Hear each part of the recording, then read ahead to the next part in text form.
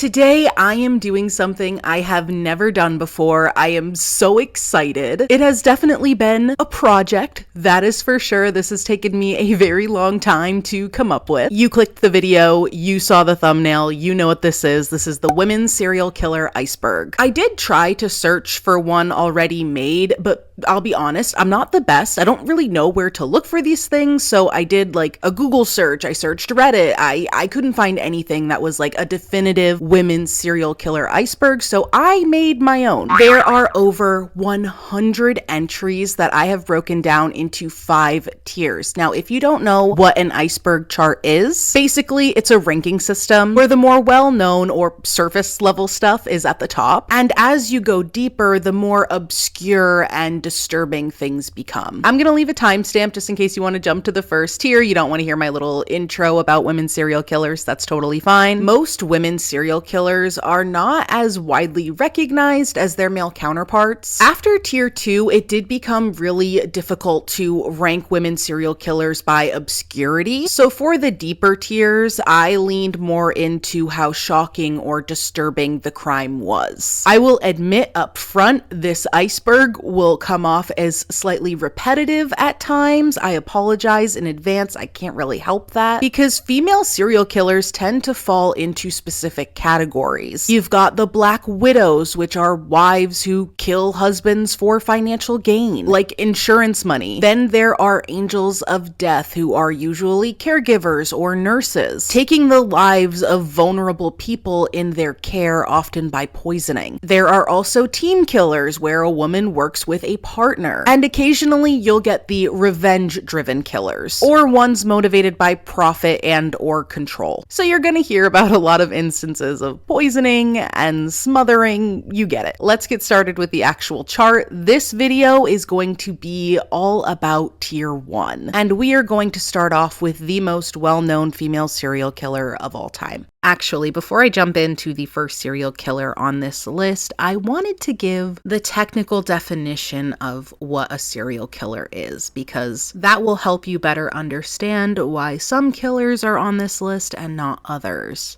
A serial killer is defined as someone who commits 3 or more murders over a period of time, with a cooling off period between each crime. This pause between killings is what differentiates serial killers from other types of multiple murderers, such as spree killers or mass murderers. For example, Andrea Yates, a horrific, horrendous human being who tragically drowned her 5 children in a single event, is not considered a serial killer.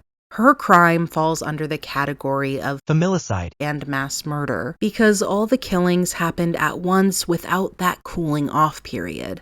In contrast, a serial killer commits their murders separately over time and often with psychological motives driving each act. Aileen Wuernos. Aileen Wuernos is often called America's first female serial killer, and her case is as tragic as it is infamous.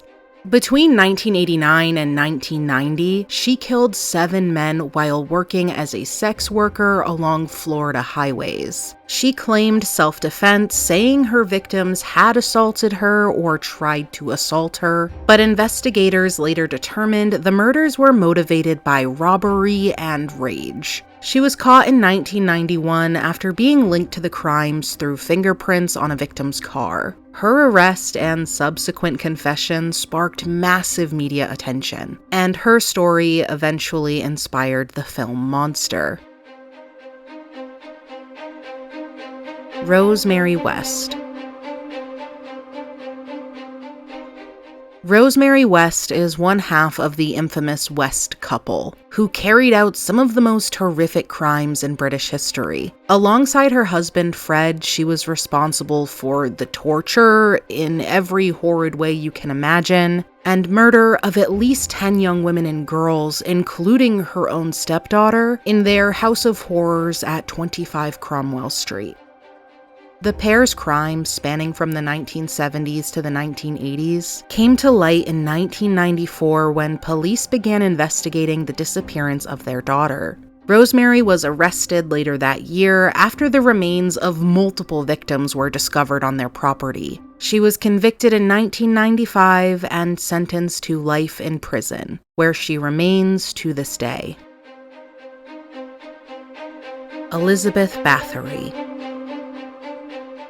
Elizabeth Bathory, also known as the Blood Countess, was a Hungarian noblewoman in the late 16th century to the early 17th century. She is alleged to have tortured and murdered hundreds of young women and girls, though the official count of victims is 80. Legend has it that she bathed in their blood to preserve her youth, though this claim is widely debated by historians. They view it as more of like a spooky folktale. Bathory's crimes were discovered in 1610, leading to her arrest. While her accomplices were executed, Bathory was imprisoned in her castle, where she died 4 years later in 1614. Some argue that she was framed by political rivals due to her wealth and power, but whatever the truth may be, her legacy as a sadistic murderer has endured. Jane Toppan. Jane Toppan, or Toppan, aka Jolly Jane, was a nurse turned serial killer who admitted to murdering 31 people in the late 19th century and the early 20th century. She poisoned her victims with a concoction of morphine and atropine, often experimenting with dosages to prolong their suffering. She was caught in 1901 after killing the Davis family. Yes, I said family, not a specific member. And the surviving members of the Davis family demanded an investigation. Eventually, Jane Toppan was declared insane and was sent to a mental institution where she remained for the rest of her life. Karla Hamolka. Karla Hamolka, alongside her husband Paul Bernardo, was part of one of Canada's most infamous killer duos, known as the Ken and Barbie Killers. They were responsible for the torture and murder of 3 young women, including Karla's own sister Tammy. The crimes, which occurred in early 1990s, were marked by extreme brutality and sadistic abuse. Hamolka shocked the public when she secured a plea deal, portraying herself as a victim of Bernardo's manipulation. However, videotapes later revealed her active participation in the murders. She served 12 years in prison and was released in 2005, sparking outrage over her lenient sentence. Amelia Dyer.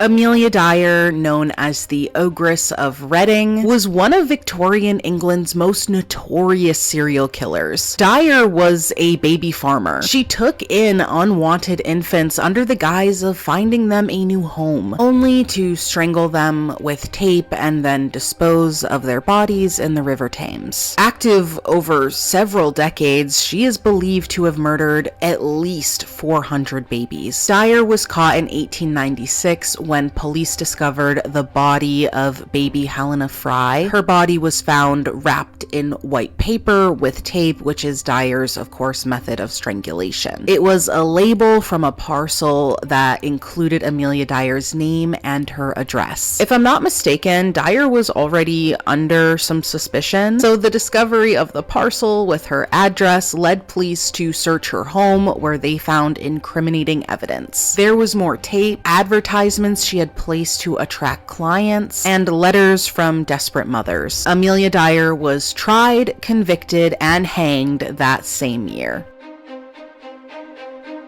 Belle Gunness.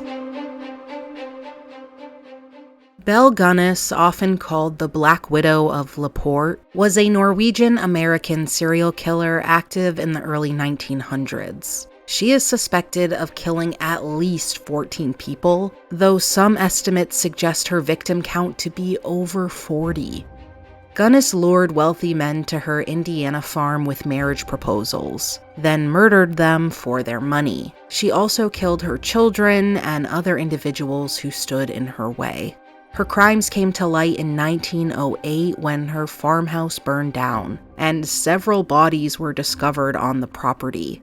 Gunness herself was presumed dead, but the remains found were significantly smaller than her known stature, leading to speculation that she faked her death and escaped. Dorothea Puente.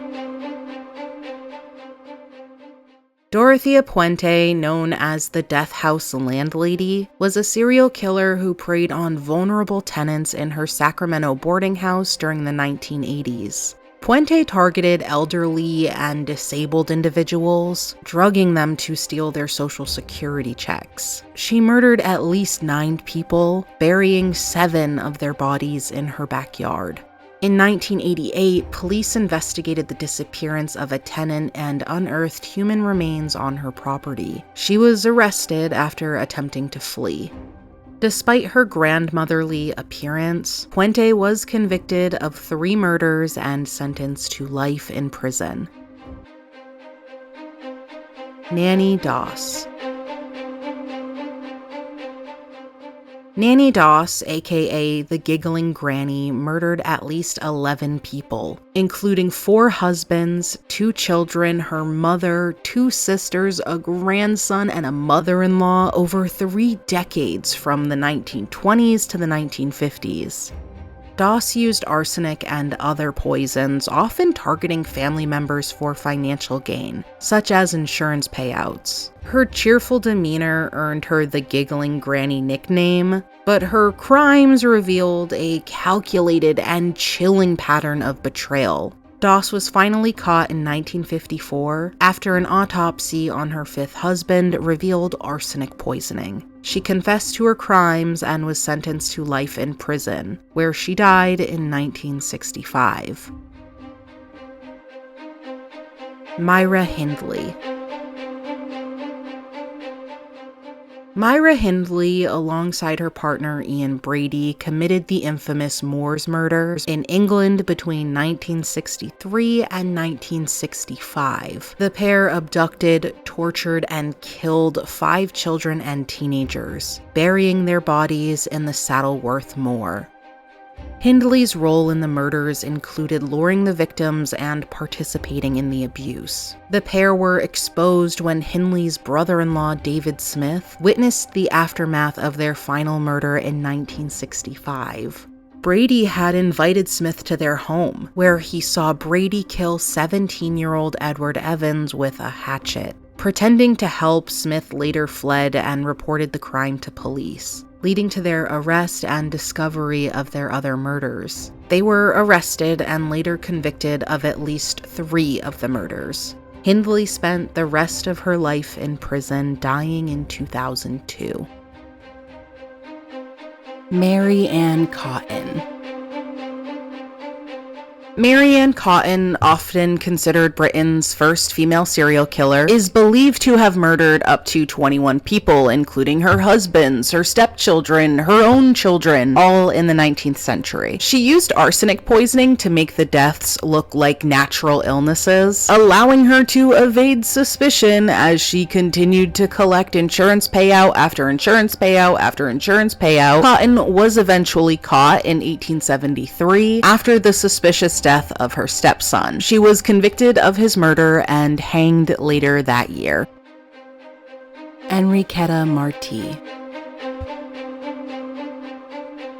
Enriqueta Marti, I believe that's how it's pronounced, also known as the Vampire of Barcelona, was a Spanish woman accused of kidnapping, torturing, and murdering children in the 20th century. Allegedly, she would use their remains to make potions and ointments that she would go on to sell to wealthy clients, claiming that they had magical or healing properties. In 1912, a young girl escaped Marti's apartment and led police back there. Though Marti was suspected of multiple murders, she was never convicted due to lack of concrete evidence and eventually died waiting for her trial.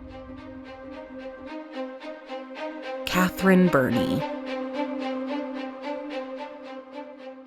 Catherine Birnie and her partner David Birnie were one of Australia's most infamous killer duos. In 1986, the couple lured 4 women back to their home in Perth, where they tortured and murdered them, with plans to continue their spree. Their crimes came to an end when a 5th victim escaped and alerted the police, leading to their arrest. Catherine was sentenced to life in prison, where she remains to this day. Delphine LaLaurie.